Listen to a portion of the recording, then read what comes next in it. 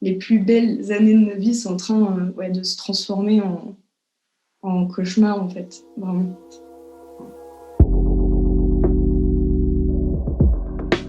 Donc, moi, c'est Léa, j'ai 20 ans et je suis étudiante en troisième année de sciences politiques à Mulhouse.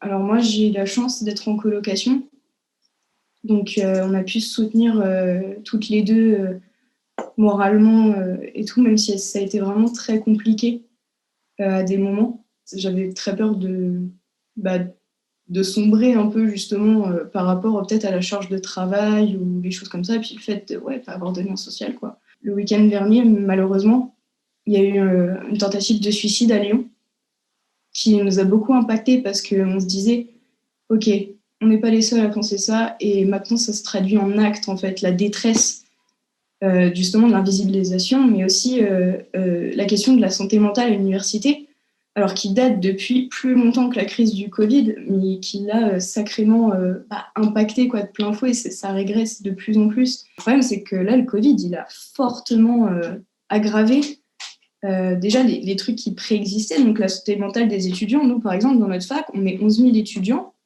il y a un psychologue pour 11 000 étudiants.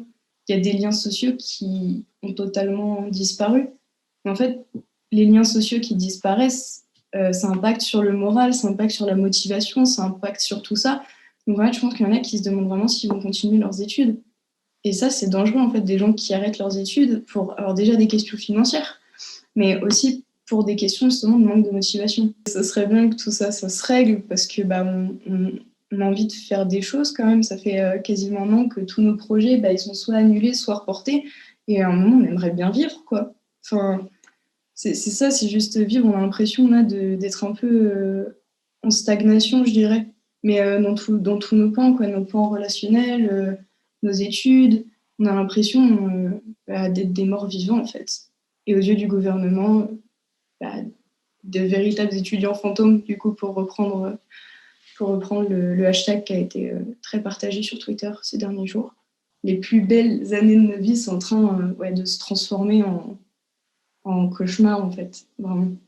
Il y a quand même un problème en ce moment, c'est que les étudiants ne sont absolument pas évoqués. C'est-à-dire que depuis novembre, ou octobre, quand le second confinement a été annoncé, l'État n'a plus statué justement sur les conditions d'enseignement et de la vie étudiante en général. Et du coup, on avait vraiment l'impression d'être invisible. Et en fait, ce qui a surtout accéléré, c'était la conférence de presse du 7 janvier, il me semble, donc, où Castex n'a absolument pas parlé de l'enseignement supérieur. Et on se dit, merde, quoi, on passe après les remontées mécaniques, alors qui est aussi viable, quoi, mais on se dit, quand même, il y a un problème. Et on a l'impression que, je sais pas si c'est juste ce que je vais dire, mais que le pan économique a pris beaucoup de plus de place que des pans tout aussi importants en fait de notre société, qui sont la culture, mais aussi la connaissance tout simplement, donc l'éducation, les écoles, les universités, tout ça. Quand on n'en parle pas depuis des mois et des mois de crise sanitaire, qu'on en laisse dans le flou le plus total, ouais, on se sent totalement les derniers déconfinés. Parce que même quand on est en reconfinement, quand on a des conférences de presse qui annoncent la fin, on ne nous mentionne même pas. Donc, qu'en est-il de notre situation, quoi? On se le demande. Puis, on se demande surtout pourquoi on ne parle pas de nous. Pourquoi?